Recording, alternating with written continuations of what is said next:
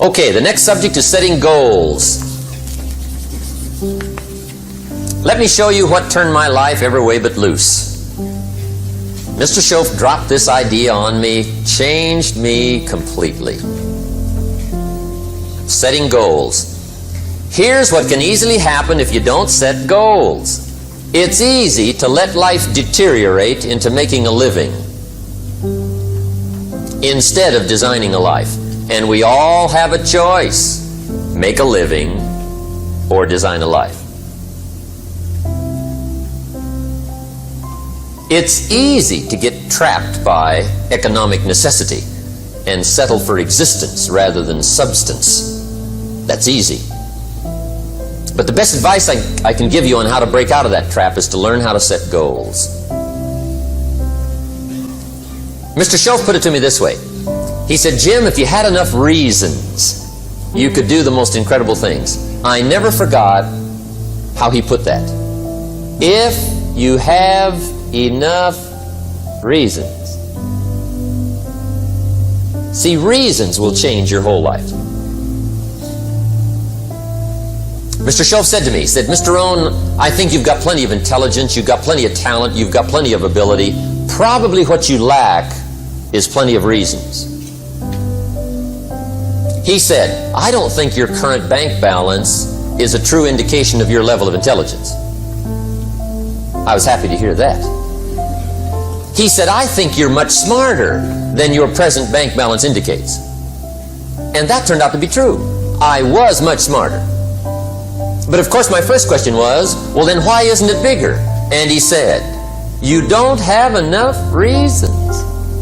You've got enough intelligence, but not enough reasons. So see, reasons can change your life. Here's what else I found out. Reasons come first, answers come second. You don't get the answers to do well till you get the reasons. Life has a mysterious way of hanging on to all the answers and only gives them up to the people that are inspired by reasons. So reasons make the difference in how your life works out. Now, what are some of the reasons for doing well? Let's go through a quick list called Reasons for Doing Well. First is personal reasons. Some people do well for recognition. Some people do well for respect. Some people do well for the way it makes them feel. They love the feeling of being a winner. Those are good reasons. I have some millionaire friends that keep working 10, 12 hours a day, making more millions. And it's not because they need the money. It's because they need the joy and the satisfaction and the pleasure that comes from being a constant winner. And see, it's not just the money anyway.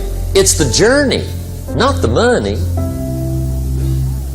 Once in a while somebody says to me, boy, if I had $1 million, I'd never work another day in my life. That's probably why the good Lord sees to it they don't get their million, right? They'd quit. They'd quit. Okay. Next is family reasons. Some people do extremely well for other people, and that's powerful.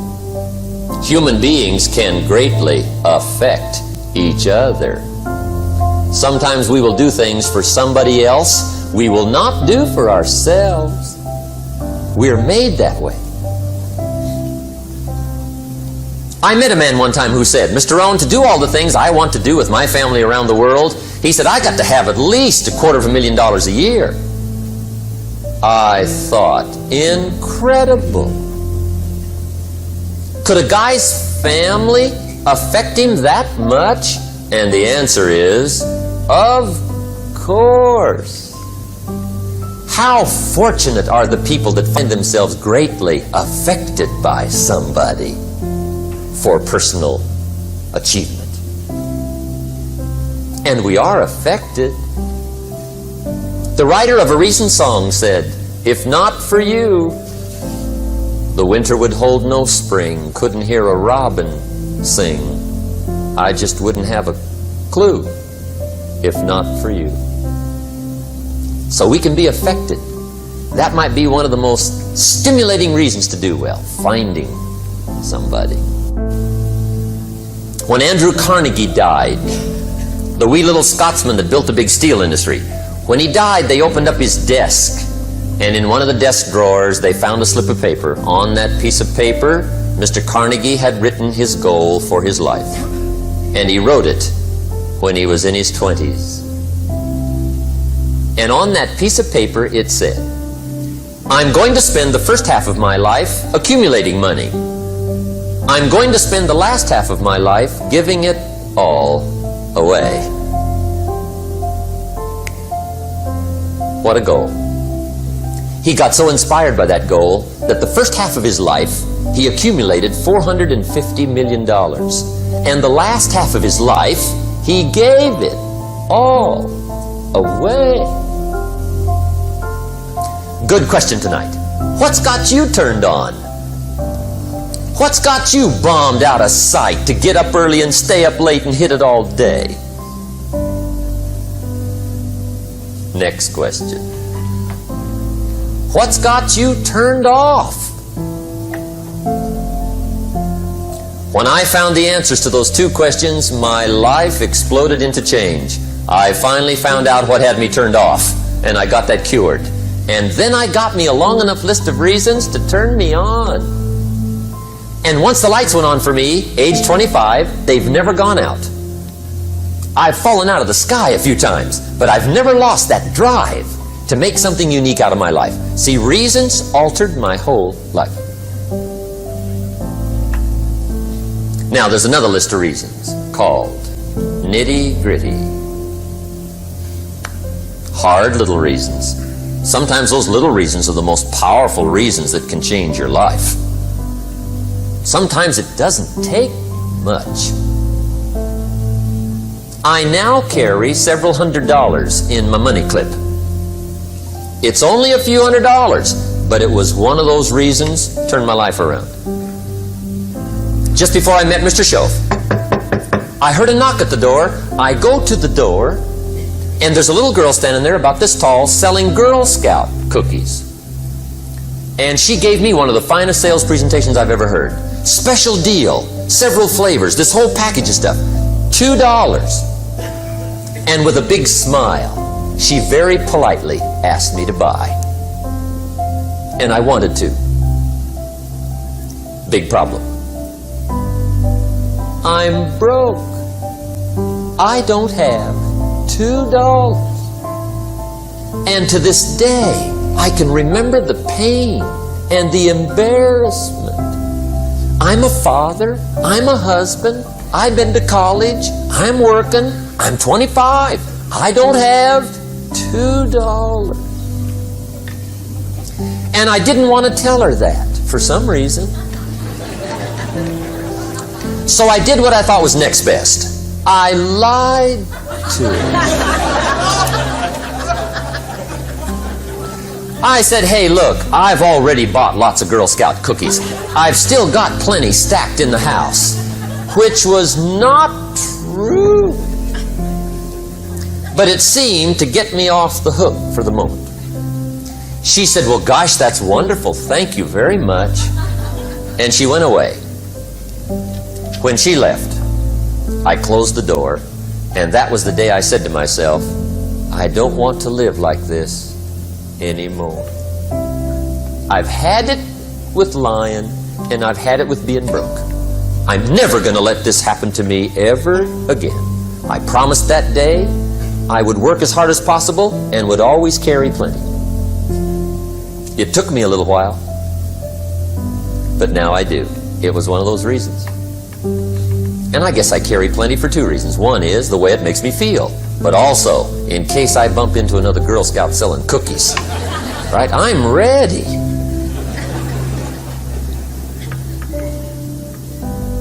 I walked out of the Bank of America one time up in Saratoga, California, where I used to live. Two little girls selling candy right outside the bank.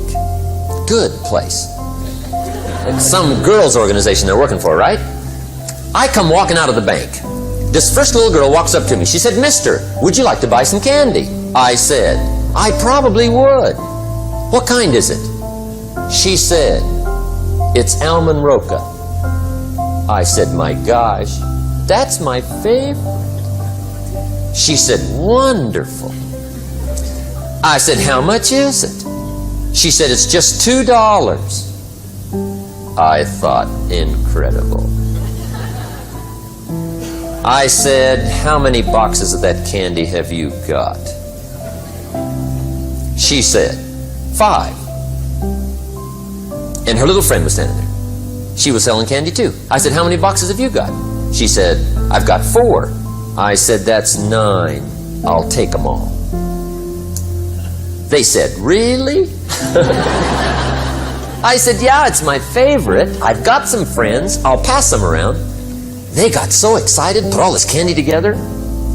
I reached in my pocket, gave them the $18. When I've got the candy and they've got the money, that first little girl looks up at me. She says, Mister, you are really something. How about that? Can you imagine only spending $18 and have somebody look at you in the face and say, you are really something? Now you know why I carry heavy, right? I'm not going to miss anymore. It was just one of those reasons. Helped to change my life. One of my nitty-gritty reasons was budget finance. Budget finance used to grind my soul. Way back in those early days, I had fallen for one of those consolidation loans, where you take all your little hard-to-pay bills, put them into one big impossible-to-pay bill, right?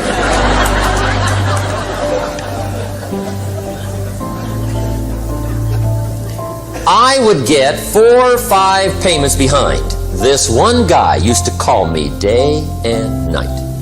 I don't think they're allowed to do that anymore. Harassed me. Threatened to run me in front of the judge. Threatened to ruin my credit. Threatened to embarrass my family. One day he said, we're going to come get your car, drag it rear end up down the street in front of your neighbors. The guy even called me a flake. And back in those days, I'm broke, I'm pitiful, there's nothing I can do about it. But I never forgot how the guy treated me. And when I met Mr. Schoaf and I got my life straightened out and the money started to flow, that was one of my first projects, budget finance. I poured it on day and night. I finally put all the money together I owed him, which was considerable. I picked a day for the payoff. And when the payoff day came, I put the money in small bills in a big briefcase. And I walked into the budget finance office on Wilshire Boulevard in Los Angeles. The guy who harassed me so often, his desk was about 3 back. I walked right up to his desk, startled him.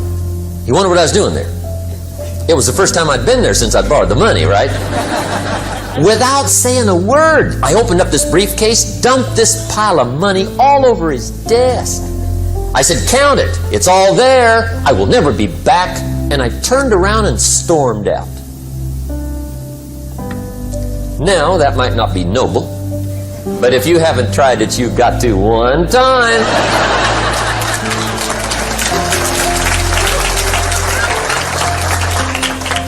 It can be the day that turns your life around. All you need is a reason that turns you on. One of my dear friends, Robert Depew, Bobby used to be a school teacher in Lindsay, olive capital of the world. Bobby taught school several years, got a little weary teaching school. One day decided he wanted to get into sales. So without telling anybody, he just up and quit his job teaching school and jumped into sales. When he did, his brother made fun of him, laughed at him, put him down, said Robert's lost his mind. Had a good job teaching school, now he thinks he's a salesman. He's going to go down the drain, lose everything. Just put him down something fierce. Bobby said, the way my brother acted when I got into sales, he said that made me so mad, I decided to get rich. And my question for you tonight is, Is it possible to get that mad?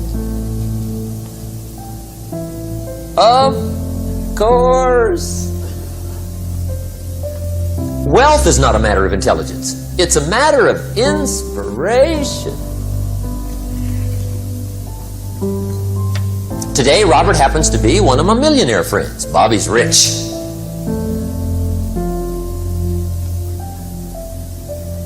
Frank Sinatra said one time, the best revenge is massive success.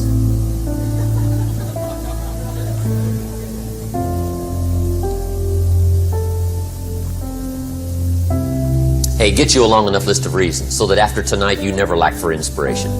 You might not have all the answers right away, but you can get the answers if you can get the reasons. Now let me give you a little simple formula for goal setting. Okay?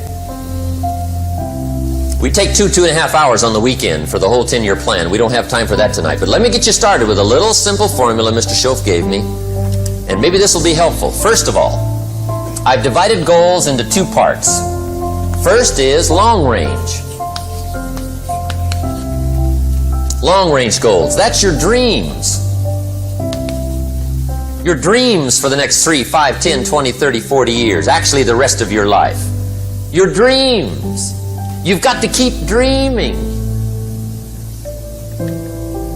Ronald Reagan, president, said to the joint session of Congress a few weeks ago, the Republic is a dream. And if we don't keep dreaming, we will lose the Republic. Your better future is a dream for yourself and for your family. Where do you want to go? What do you want to do? What do you want to be? What do you want to see? You've got to dream dreams. There's a Bible phrase that says, without dreams and visions, people perish. You've got to have something to go for that inspires the heart and the soul. Dreams. From the children of Sanchez, it says, take the crumbs from starving soldiers, they won't die. Take the bread from hungry children, they won't cry. But without dreams, we all will die. You've got to dream. Don't lose your dreams. For yourself, for your future, for your family. The dreams of love and enterprise and travel and doing things. Becoming something unique on your journey here. Don't lose your dreams. Do some dreaming. That's long-range goals. You've got to have those. So that's number 1. Here's the second part of goals, short range. Short-range goals. That's your goals for tomorrow, this week, this month, this year. The immediate future. We call these confidence builders. Because if you set up something short-range, go for it. Get it. Latch onto it. Work hard. Accomplish it. That starts building your strong feelings to go for your dreams. Now, I've divided goals into 3 categories. Here they are. Number 1 is economic. That's your goals for money, income, business, profits, production. Economics. Make sure you've got your economics well planned. Economics plays a major role in everybody's life. Economics is major, which means it ought to be meticulously well planned for tomorrow, this week, this month, this year, long range. What if you asked somebody tomorrow if you could see their meticulously well-planned list of economic goals? What would they probably say? They'd say, you some kind of a nut? You must be weird. Hey, I found out what success is. Success is doing what the failures won't do. Make sure you've got your economics well planned. It'll put you in the top 5%. One of the key little subjects we talk about on the weekend is the 7 fundamentals for wealth and happiness. And that's one of them, well-planned economics. It's a fundamental if you want to do well. Join the top 5%. Anybody in this room can join the top 5%, if you will. Okay. Now here's the second category of goals, things. Make a list of the things you want. And on my list of things, now I put everything. Little things as well as major things. Doesn't matter how small it is, it goes on my list. I used to just put major things, cars, homes. I don't do that anymore. I now load my list with everything. Everything. And the reason is, part of the fun of having a list is checking it off. That's it. Boy, at the end of the day, if you can go, got it, got it, got it, got it, got it, got it, whatever it is, right? You get into the habit. So load up your list, the things you want. Now, when you check off something major, celebrate. That's an important point to make. Celebrate your achievements. Live it up. Have a party when you reach something you've worked for a while. See, we all grow from two experiences. One is called the pain of losing. The other one is called the joy of winning. We need both of them. Amplify them as much as you can. Which also means make losing painful. If you set up something, fooled around, didn't get it, put it on yourself. On the other side, if you did get it, congratulate yourself. Self-congratulations is a sign of maturity. Seeking congratulations is a sign of immaturity. But hey, winning and losing, see, that's what it's all about. That's the name of the game. Now, some people lead such mediocre lives, at the end of the day, they don't know whether they're winning or losing. They got no clue. Guy's just going through the day with his fingers crossed. There's a better way. Okay, here's the third category of goals. Personal development. Put those goals together. Personal development goals. That's your goals to be stronger, more decisive, be a speaker, be a leader, learn a language, all kinds of skills. Okay. The whole weekend seminar was designed to improve all your skills so that you walk away more skillful. And that's what you want, the personal development skills. That's what attracts, that's what brings good things to your life, the person you become more skillful. Now, this is quite a package to work on. Economics, things, personal development. For tomorrow, this week, this month, this year, long range. Okay? That'll get you started. Now, here's the simple formula for setting goals. It goes like this. A, work on your goals. That's step one. Work on them. And I put the word work there deliberately. Setting goals is plain hard work. I don't want to kid you. We haven't come here tonight to kid each other. It's work. I know it's work. That's why a lot of people just let it slide. It's work. Many people work hard on their job, but they don't work hard on their future. They just let that slide. And the work involved is making plans. I know most people don't. I understand that.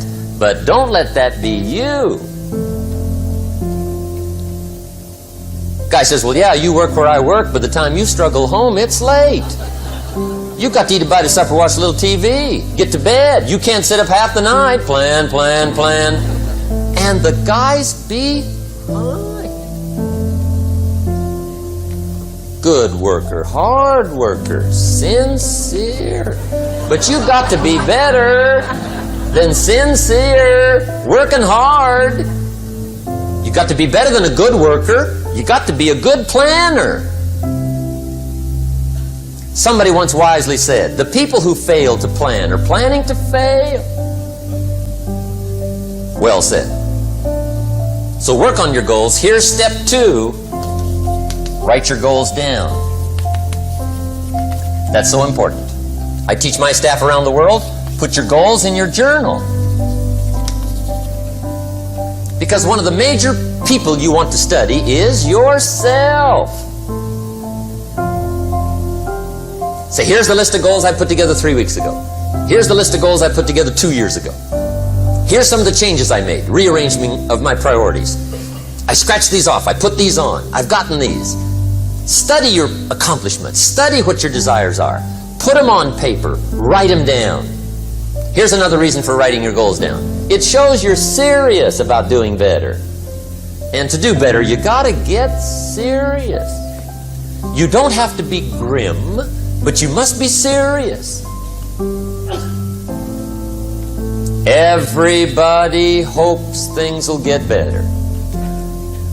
Everybody hopes. Poor people hope. That ought to tell you something. It means the future does not get better by hope. It gets better by plan. I used to have the affliction called passive hope. It's an affliction. It's bad. Probably what's even worse than that is happy hope. Now that is really bad. That's bad. Happy hope.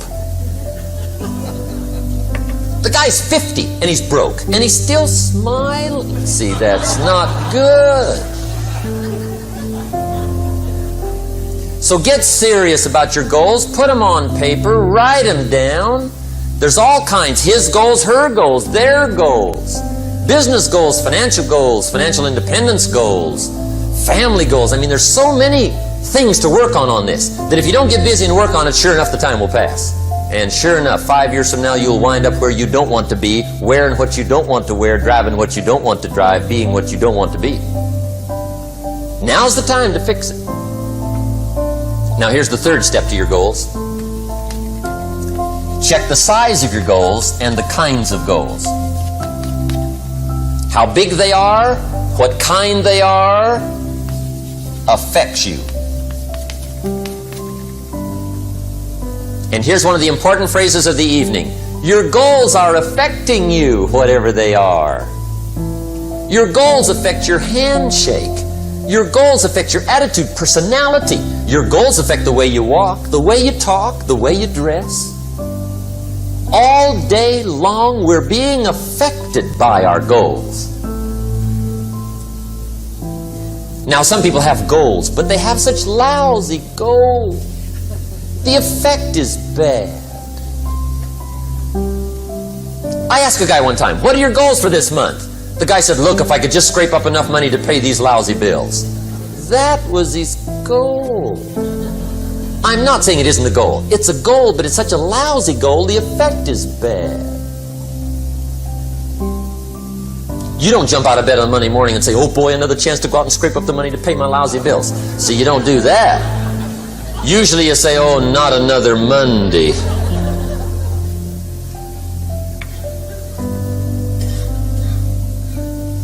And some people have so given up on life, they have joined the thank God it's Friday club. How sad. Surely those are the same people, when life is over for them, will say, thank God it's over. Let me give you a Bible philosophy that teaches how to get whatever you want. That's the title of the next set of notes. How to get whatever you want. From the Bible. Now again, I'm an amateur when it comes to the Bible. I'm not a pro. But this I can quote, and I think that'll be sufficient. How to get whatever you want. Here's what it says if you're ready. It says, ask,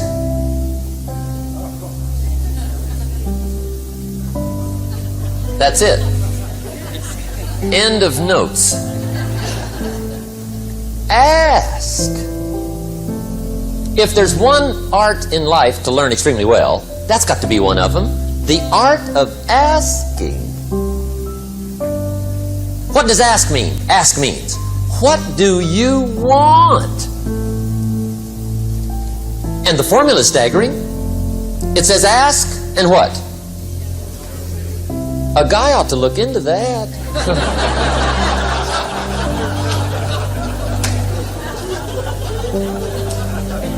He says, yeah, but you work where I work. By the time you struggle home, it's late. You got to eat a bite of supper, watch a little TV, get to bed. You can't sit up half the night. Ask, ask, ask. And the guys be...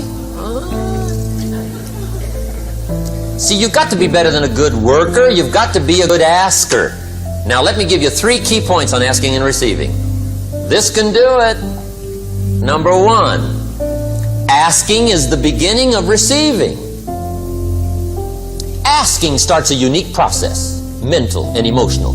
I don't even know how it works. All I know is it works. It's like pushing a button and all this machinery starts working. I don't know how. It just works. There's a lot of things you don't need to know how. Just work them. Some people are always studying the roots. Others are picking the fruit. I mean, it depends on what end of it you want in on. Asking is the beginning of receiving, so start the process. Here's number 2. Receiving is not the problem. Receiving is automatic. Now, if that's true, receiving is not the problem, what's the problem? Failure to ask might be one of your major problems. I don't know. Check it out. The guy says, oh, now I see it. I got up last year and hit it every day, but there's not a scrap of paper with my goals on it. Good worker, poor asker. So you got to change that. Here's number 3.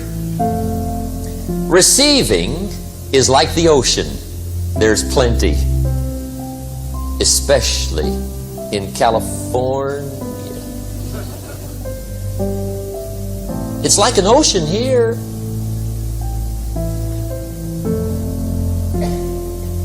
Success is not in short supply. It isn't rationed and you stepped up to the window and it was all gone. No, no, no. It's like an ocean here. Now, if that's true, what's the problem? Well, some people go to the ocean with a teaspoon. Have you got the picture? See, what you want to do in view of the size of the ocean is trade your teaspoon for at least a bucket, and you'll look better down at the ocean. Kids won't make fun of you, right? Okay. Now, there's 2 ways to ask, and we'll wrap up goal setting. 2 ways. Here's number 1. Ask with intelligence. It didn't say ask intelligently, but I'm sure it meant that. Don't mumble. You don't get anything by mumbling. Be clear. Be specific. Intelligent asking means how wide, how high, how soon, when, what size, what color, how much. Define what you want and describe what you want. That's powerful. In the weekend seminar we teach, goals become like a magnet. They pull you that direction. And the better you describe them, the more they pull. So ask intelligently. Here's number 2. Ask with faith. That's the childish part of the equation. Believe you can get what you want like a child. Not an adult. Adults are too skeptical. So the formula really reads, make plans like an adult and believe in them like a child. And the most incredible things will happen. Just try it for 90 days. Just try it. You can always go back to the old ways. Just try it. Just 90 days, 90 days. Now here's the last qualifying phrase on goal setting, as we promised to qualify everything. And it simply goes like this. Remember, you won't get everything you want. And we've already studied the reason for that. Simply, sometimes it hails on your crop and rains on your parade. It's that kind of planet. So you won't get everything you want, but if you will work this goal-setting formula, you can get plenty for wealth and happiness.